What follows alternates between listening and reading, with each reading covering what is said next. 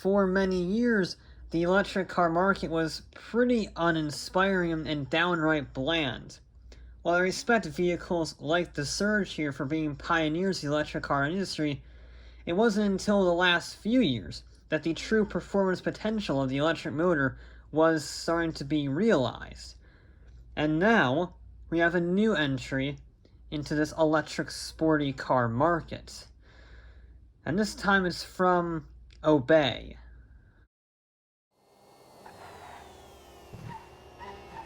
It's another four-door, all-wheel drive, big lumbering electric sports sedan, this time called the Omnis EGT. And with a name like the Omnis being attached to it, it's gotta be pretty darn legendary. So let's see how this new electric four-door stacks up, especially compared to its main rival, the Neon from Pfister, because they are sister companies owned by the same parents. And, I gotta be honest, Pfister beats this one in quite a way. Not only does it have the right dials, it also is faster. For some reason, this electric car, in one way, shape, or form, they tuned it weird, or has a weird motor, or something, but it has no acceleration at all. It's very slow for an electric car. I know it's heavy, over 5,000 pounds, but the Neon isn't exactly a featherweight, and this is just so much slower. It's weird, as an electric car that isn't fast accelerating. The problem is, if the car isn't fast accelerating, it's not going to be fantastic handling either, because electric cars, by their very nature, are just too heavy to be true corner-carving monsters. The Neon can get away with it. Its lap time is a second faster than this thing. Because it is so fast accelerating, you can sort of blitz it between the corners. No pun intended. This thing, though, doesn't have that capability. So not only is it slow in the corners, you also can't have quite as much fun with it because it doesn't have the acceleration, doesn't have the juice to keep the back end around like I really want it to. It can slide, but again, it's similar almost to the Pegasis of the Ignis and the Torero XO, and the fact that they really don't like to slide about. They have a decent amount of grip, but not an exceptional, and the problem is, it doesn't let you slide. It really doesn't like it at all. Which is a shame because electric cars don't have the same soul as combustion-powered vehicles. So you have to also have fantastic handling and fun having an acceleration. And the Pfister here has the acceleration and is pretty fun to drive. It still has major problems. I really dislike the brakes immensely. They do not have the brakes relative to the acceleration. However, it at least has the right dials.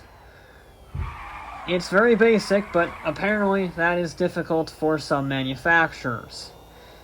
But regardless, this is the Neon and not the EGT. Now, the Neon is actually cheaper, which, yeah, it's faster, it's a bit lighter, it's cheaper, and although I think the EGT looks slightly better, I wouldn't exactly call this particularly ugly. I don't understand why this car is so good. It's probably my favorite electric car, short of maybe the Voltic. And the EGT literally just had a copy of this with a different body, and I would have been satisfied. I would have called it plagiarism and told you not to buy it because you just get the cheaper Neon. But at least I would have liked how the EGT drove. But they didn't do that. No, they didn't do that.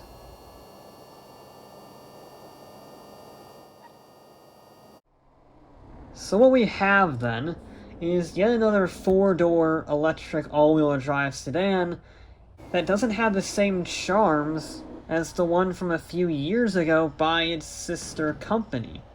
So it's more expensive, it's slower, and well, you can't distinguish it in any other categories other than that because it's an electric car. There's no character behind it, it's just a machine.